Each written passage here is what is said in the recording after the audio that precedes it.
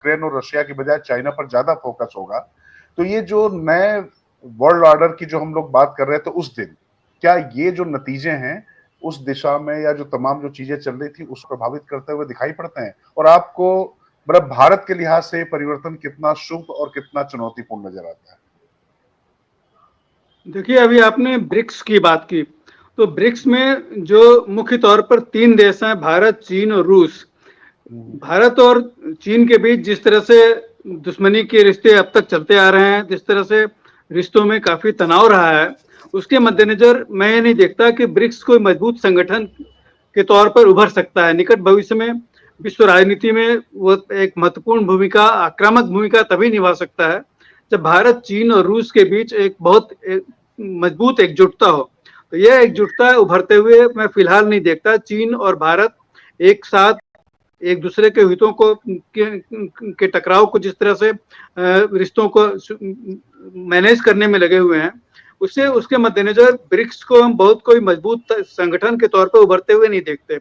अब इसमें जहां तक अमेरिका के नए प्रशासन की बात है, डोनाल्ड ट्रंप रूस के साथ रिश्तों को उतने आक्रामक तरीके से नहीं देखेंगे जिस तरह से बाइडेन प्रशासन ने देखा था। रूस के खिलाफ जिस तरह से रूस के तरह तरह के प्रतिबंध लगाए गए, कैट्सा के प्रतिबंध लगाए गए, countering American adversaries through through act जो है, टेक्नोलॉजी एक्ट जो है, जिस तरह से इस कैट्सा का प्रोविजन रूस के ऊपर लगाए गए और सारे देशों पर प्रतिबंध लगाने शुरू किए बाइडेन प्रशासन ने।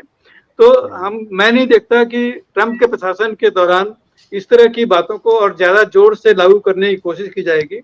रूस को लेकर के ट्रंप प्रशासन की नीतियां थोड़ी ढीली हो सकती हैं, बहुत ज्यादा आक्रामक रुख नहीं अपना सकते हैं।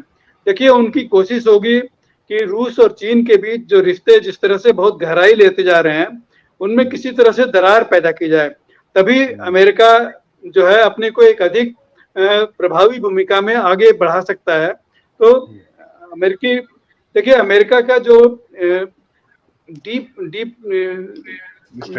स्टेट है और जो ब्यूरोक्रेसी है, उसकी मानसिकता कोल्ड वार जैसी अभी भी चली आ रही है।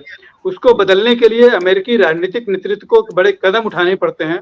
जैसे जॉर्ज बुश प्रशासन ने अमेरिकी ब्यूरोक्रेसी के विरोध के बावजूद भारत के साथ न्यूक्लियर एग्रीमेंट किया, न्यूक्लियर कॉपरेशन एग्रीमेंट किया, और उसके बाद फिर एक बाईपार्टीशन सपोर्ट भारत के साथ रिश्तों को लेकर के अमेरिका में विकसित हुआ। तो ये जो बाईपार्टीशन सपोर्ट है वो अमेरिका में मजबूत होता जा रहा है। तो भारत और अमेरिका के बीच रिश्ते जो है, इसी परिप्रेक्ष्य में जो नए विश्व ऑर्डर जो भू राजनीतिक समीकरण जिस तरह से विकसित हो रहे हैं, तो उसमें भारत और अमेरिका के बीच रिश्ते आने वाले वर्षों में, भले वहां पर डोनाल्ड ट्रंप हो या कोई और प्रशासन हो, वो एक दूसरे के राष्ट्रीय हितों के अनुरूप ही आगे बढ़ते हुए मैं देखता हूँ।